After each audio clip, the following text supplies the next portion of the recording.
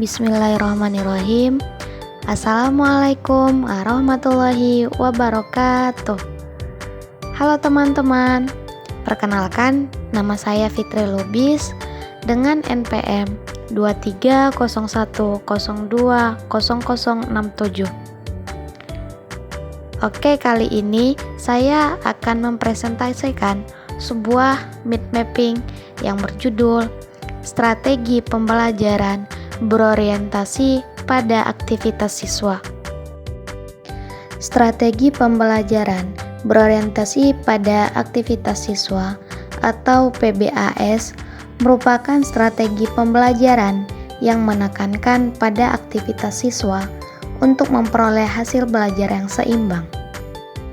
Dalam sebuah strategi pembelajaran, terdapat beberapa prinsip-prinsip penggunaannya, yang dimana prinsip yang pertama itu berorientasi pada tujuan.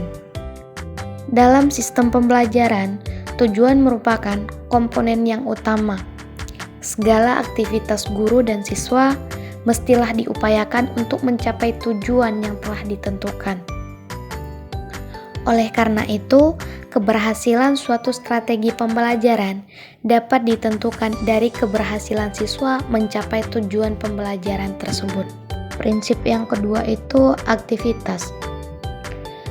Belajar bukanlah menghafal sejumlah fakta atau informasi, namun belajar adalah berbuat, memperoleh pengalaman tertentu sesuai dengan tujuan yang diharapkan.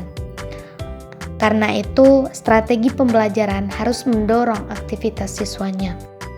Selanjutnya, individualitas.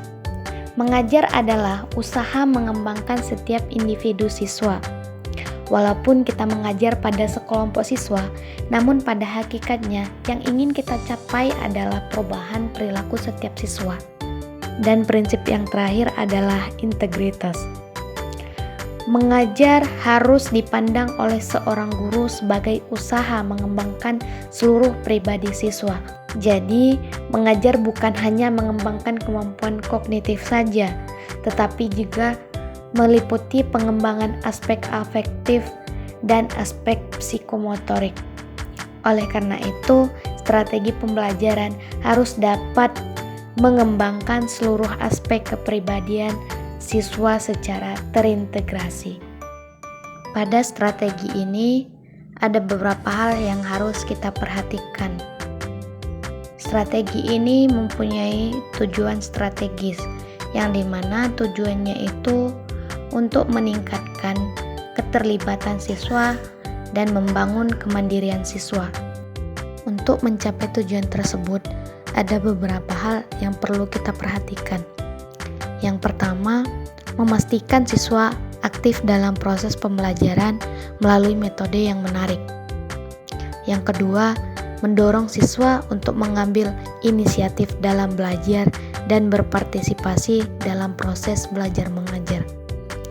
Selanjutnya, mengembangkan kemampuan siswa untuk belajar secara mandiri dan bertanggung jawab atas proses belajarnya.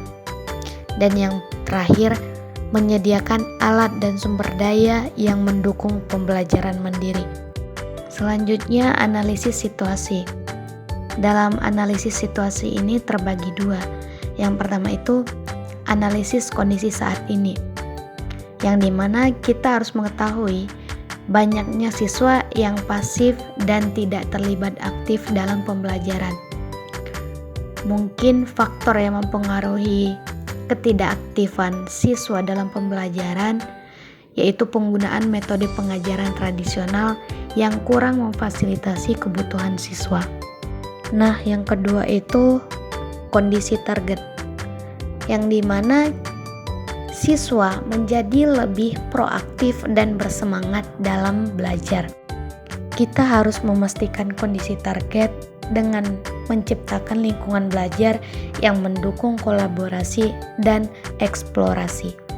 Selanjutnya, rencana aksi. Rencana aksi ini meliputi langkah pengimplementasian dan metrik keberhasilannya. Dalam langkah pengimplementasian, kita menggunakan pendekatan pembelajaran berbasis proyek untuk meningkatkan keterlibatan siswa dan mengintegrasikan teknologi dalam pembelajaran untuk menarik minat siswa. Metrik keberhasilan strategi ini dapat kita ketahui dengan melihat peningkatan partisipasi siswa dalam diskusi kelas dan aktivitas kelompok. Kita juga dapat mengetahuinya dengan penilaian kinerja siswa menunjukkan peningkatan dalam pemahaman materi. Selanjutnya, pengembangan kurikulum. Dalam proses pengembangan kurikulum, kita harus menyesuaikan materi pembelajaran dan juga menyediakan pelatihan untuk guru. Materi pembelajaran yang kita gunakan haruslah materi yang disusun dengan mempertimbangkan minat dan kebutuhan siswa dan juga menggunakan berbagai sumber belajar yang relevan dan menarik. Dengan mengadakan pelatihan untuk guru, sekiranya dapat menjadikan guru bisa menerapkan teknik pembelajaran berbasis siswa ini dan dapat mengembangkan keterampilan guru dalam mengelola kelas yang dinamis dan inklusif. Dan yang terakhir, evaluasi dan penyesuaian. Dalam proses evaluasi, kita harus mengadakan survei dan wawancara untuk mengumpulkan umpan balik siswa, melakukan penilaian berkala terhadap efektivitas strategi yang kita terapkan.